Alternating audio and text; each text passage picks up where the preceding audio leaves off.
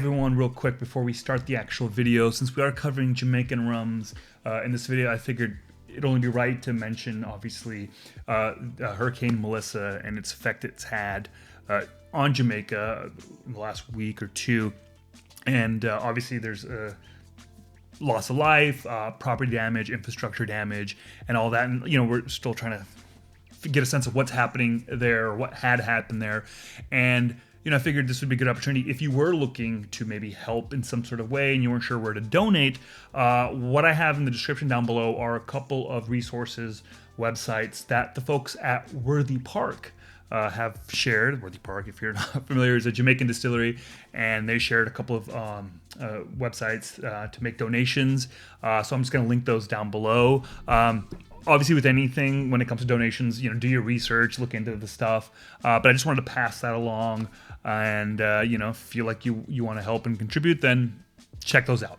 Anyways, I'm gonna give it over to myself to talk about these rums that are not actually Worthy Park rums; they're Hampden rums. But either way, they're Jamaican rums, and yeah.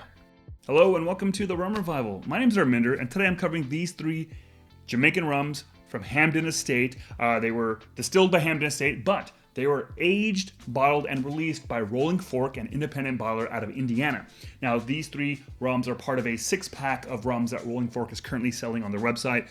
Six bottles for $200. That's $33 a pop right now.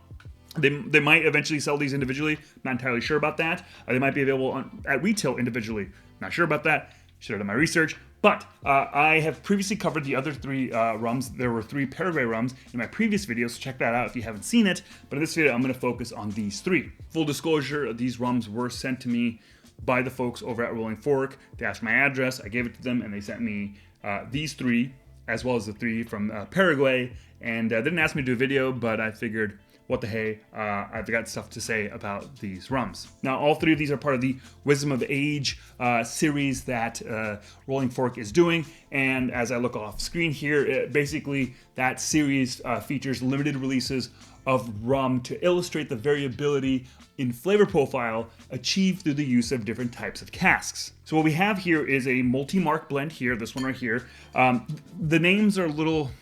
There's no explicit names on the label, but we'll call this the flower release because there's the national flower of Jamaica on here. This next one is the red-billed streamer tail, which is the national bird of Jamaica. This is single mark. It's HLCF, the rum fire mark. And then its age, we'll get into what it's been aged in a little later. And then the last one is C Diamond H mark. And this has the blue maho tree, which is the national tree of Jamaica. So we'll call this the tree release, the bird release, and the flower release. Now, to talk about this multi-mark release, the National Flower of Jamaica release, the flower release, you actually kind of need to bring in a 4th rum.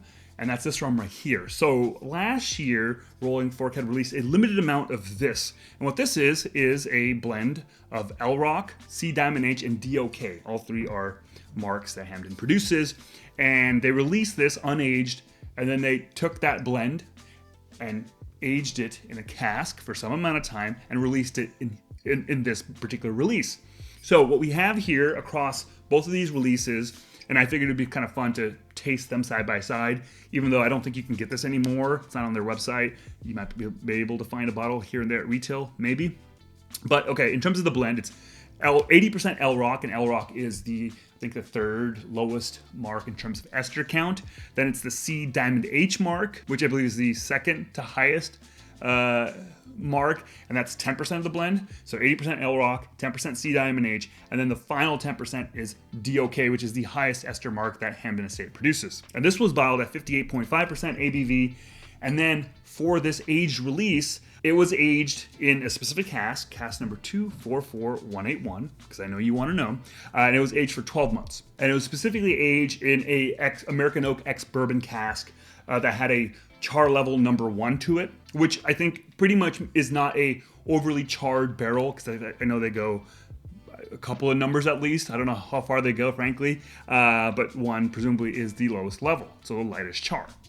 Unless I have it the reverse, and the lower number is actually the higher char, That's always a possibility. I don't think that's the case here, but I wanted to put it out there in case I was wrong. Then you can at least not then leave a comment and say, hey, you were wrong, because I've covered my ass by mentioning both of those things.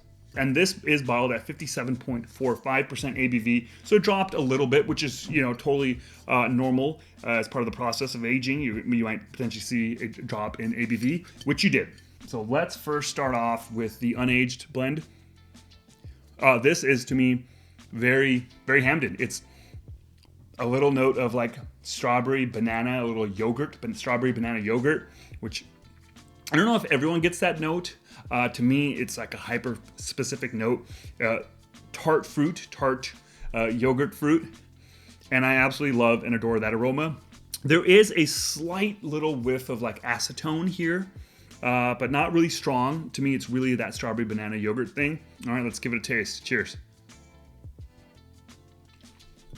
It's oily, definitely has a tropical fruit vibe. It's not like strawberry banana. I think there's some pineapple here.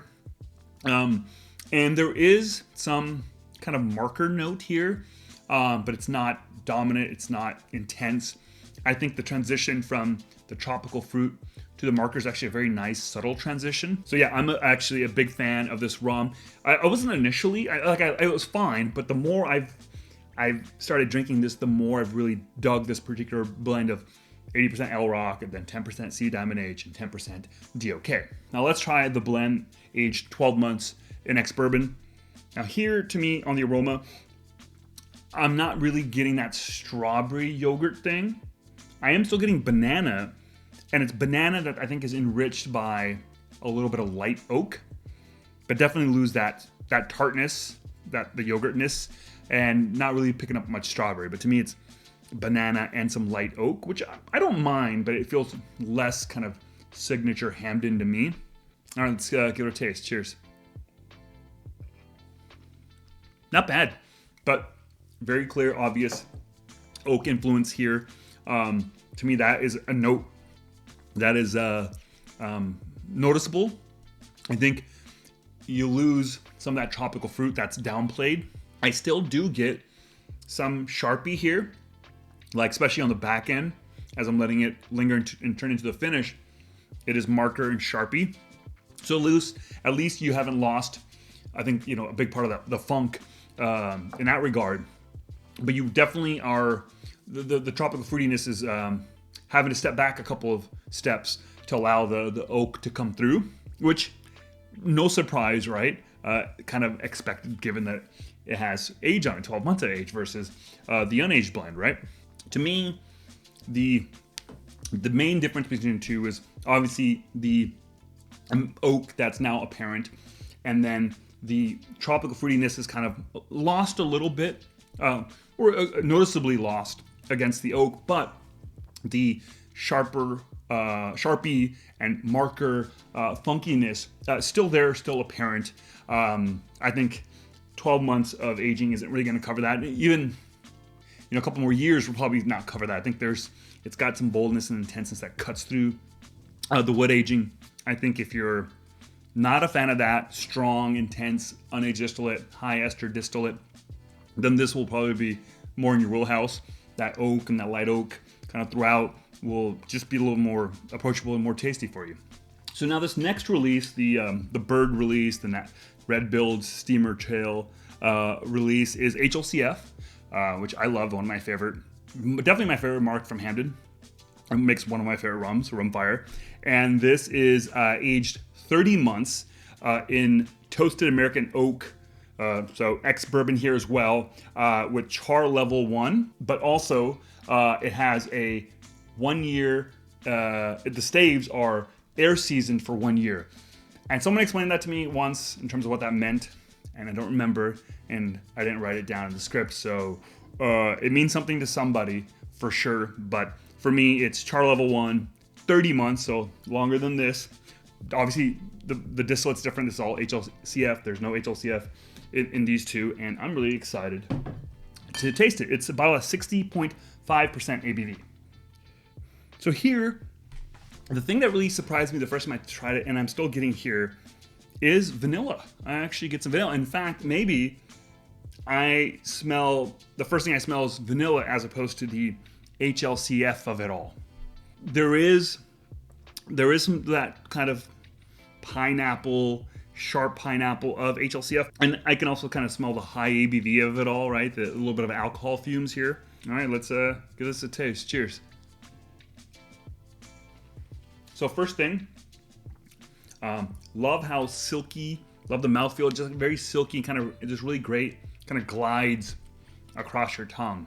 Really, without being like sweet or cloying or anything like that. Just texturally, it's kind of silky, which is kind of nice. Now here, yeah, also like with the aroma, I get vanilla.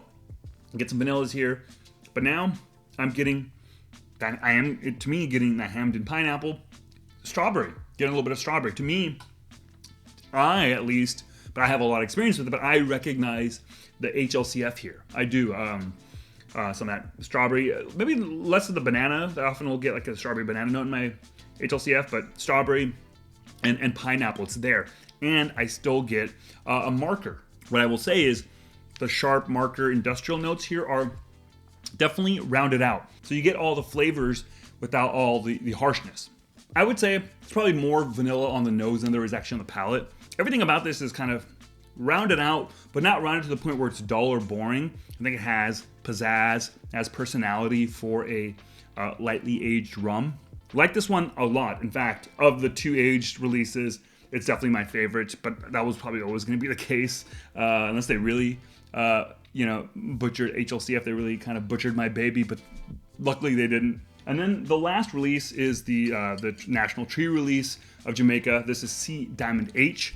This has been aged 12 months in ex-bourbon American oak. The difference here is, besides the time, is a char number 3 bourbon cask. So a lot more char than these two. And also the staves were air seasoned for 2 years, and then it's bottled at 54.6% ABV. Now C Diamond H is a pretty high ester mark. So I would say of all 3 of the aged ones, this has the most kind of clear and obvious industrial aroma. It's very much has a sharp marker note on the aroma. To me, that's the most dominant thing here. But the other thing that I'm picking up, which is really interesting, is there's a fruitiness here, but it's not tropical fruit. It's grape, like red grapes. Yeah, it's predominantly marker, and it slowly transitions and fades into a little bit of like red grape. But grape juice, maybe even like slightly, that artificial taste of red grape.